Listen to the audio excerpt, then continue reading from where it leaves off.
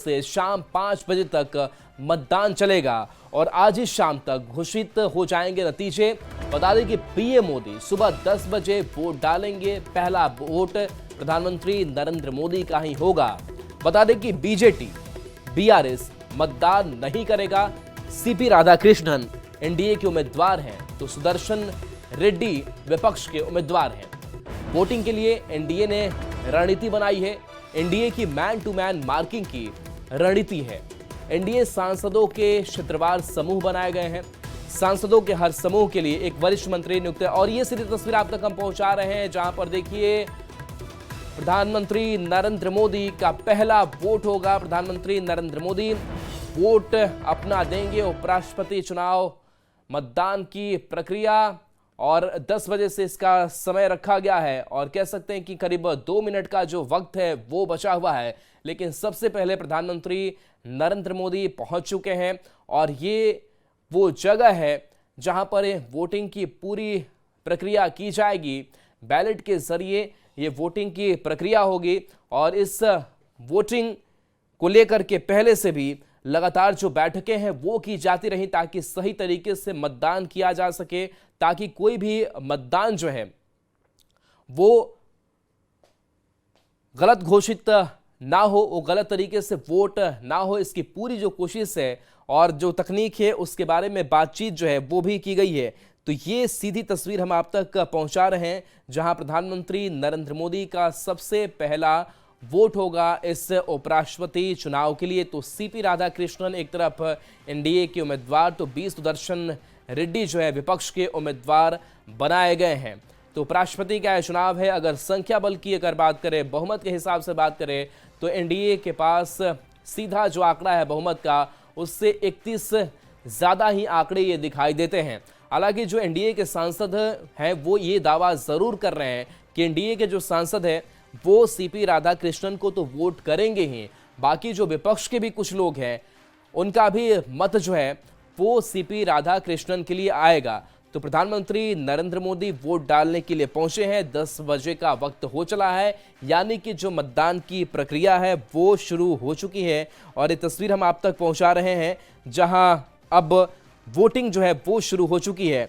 तो देखिए ये उपराष्ट्रपति का चुनाव और ये चुनाव भी बेहद खास है।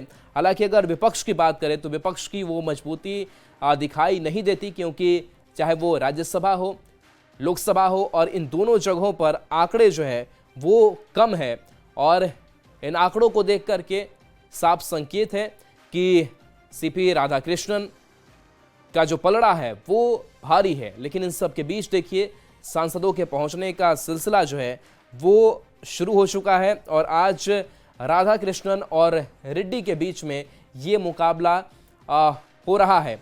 तो आज शाम तक जो नतीजे हैं वो भी घोषित कर दिए जाएंगे और उपराष्ट्रपति चुनाव को लेकर के प्रधानमंत्री नरेंद्र मोदी वोट डालने पहुंचे हुए हैं और एनडीए के सांसदों की भी यहां पर मौजूदगी है। और बता दें कि 781 कुल सांसदों की संख्या है। दोनों सदनों को अगर मिला दिया जाए, लोकसभा और राज्यसभा, वोटों की गिनती शाम 6 बजे से शुरू हो जाएगी। तो फिलहाल एनडीए सांसदों की यहां पर मौजूदगी जो है वो दिखाई दे रही है और प्रधानमंत्री नरेंद्र मोदी वोट डालने के लिए पहुंचे हैं। हालांकि केसीआर की पार्टी अगर बीआरएस की बात करें और उड़ीसा के पूर्व सीएम नवीन पटनायक की पार्टी बीजेटी की बात करें तो उपराष्ट्रपति चुनाव से इस बार दूरी बना करके रखा है। लेकिन सवाल ये है कि दोनों पार्टियों ने अगर दूरी बना रखा है तो इसका खामियाजा और इसका फायदा किससे हो सकता है। लेकिन देखा जाए अगर ये पार्टियां शामिल नहीं भी होती, एक बार फिर से प्रधानमंत्री नरेंद्र मोदी की तस्वीर देखिए। प्रधानमंत्री नरेंद्र मोदी पहुंचे हुए हैं जहां पहला वोट प्रधानमंत्री नरेंद्र मोदी का होगा और प्रधानमंत्री नरेंद्र मोदी ने वोट दिया है और उसकी तस्वीर आपको दिखा रहे हैं जहां पर एनडीए के जो सांसद हैं उनकी भी मौजूदगी यहां पर है। किरेन रिजिजू भी यहां पर दिखाई दे रहे हैं और उपराष्ट्रपति का यह चुनाव और यह चुनाव भी बेहद ही महत्वपूर्ण है और प्रधानमंत्री नरेंद्र मोदी का पहला वोट जो है वो डल चुका है। 10 बजे से शुरुआत जो है वो हो चुकी है और बता दें कि 17वें उपराष्ट्रपति के लिए ये चुनाव कराए जा रहे हैं। तो भारत के उपराष्ट्रपति पद के निर्वाचन के लिए जो ये संसद के दोनों सदस्य हैं वो आज वोटिंग की प्रक्रिया में हिस्सा लेंगे। तो देखिए इसके साथ साथ बता दें कि लोकसभा में सिर्फ एक सांसद वाले शिरोमणि अकाली दल ने भी पंजाब में बाढ़ के चलते वोट डालने से इनकार कर दिया है। तो कई ऐसी पार्टियां हैं, कुछ सदस्य ऐसे भी हैं जो आज इस वोटिंग प्रक्रिया में शामिल नहीं होंगे। हालांकि ये दावे भी जरूर किए जा रहे हैं एनडीए के जो सांसद हैं उनकी तरफ से कि इंडिया, अब देखिए ये कंगना रनौत की तस्वीर देखिए, कंगना रनौत भी वोट डालने के लिए पहुंची हैं। तो एक एक करके अब जो सांसद हैं वो पहुंच रहे हैं और बैलेट के जरिए ये जो वोटिंग की प्रक्रिया है वो चल रही है। तो बता दें कि लोकसभा और राज्यसभा के 782 सांसद जो हैं वो आज इस वोटिंग की प्रक्रिया में हिस्सा लेने वाले हैं।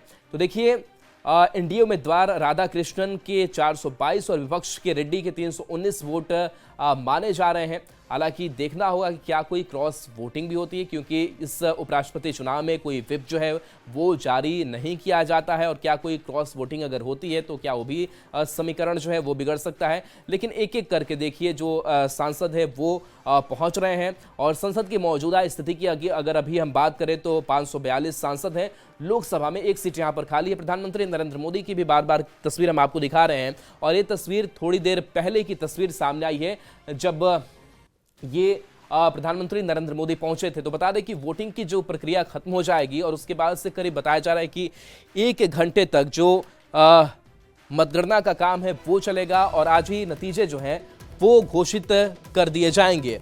तो ये तस्वीर हम लगातार आप तक पहुंचा रहे हैं, जहां उपराष्ट्रपति चुनाव के लिए वोटिंग की प्रक्रिया जो है वो शुरू हो चुकी है और संसद भवन में प्रधानमंत्री नरेंद्र मोदी अपना वोट डाल चुके हैं। राज्यसभा की अगर बात करें तो 239 सांसद यहां पर हैं और यहां 6 सीटें खाली हैं। तो कुल मिलाकर जो 781 सांसद हैं उनको वोट करना है। लेकिन ऐसे में कुछ जो पार्टियां हैं उन्होंने इस पूरी मतदान प्रक्रिया से किनारा भी किया है। तो ये तस्वीर आपको दिखा रहे हैं। और अगर आंकड़ों पर हम नजर डालें, संख्या बल पर अगर हम नजर डालें, तो एनडीए के पास जो है वो 482 जो इंटैक्ट वोट है वो दिखाई दे रहा है। यानी कि ये बहुमत से 31 ज्यादा है। 391 वोटों की जरूरत होगी, यानी कि 391 वोट जिनको मिलेंगे वो इस चुनाव में विजयी घोषित होगा। लेकिन उससे 31 ज्यादा ही वोट एनडीए के पास है। तो पलड़ा भारी सीपी राधाकृष्णन का। तो देखिए वोटिंग शुरू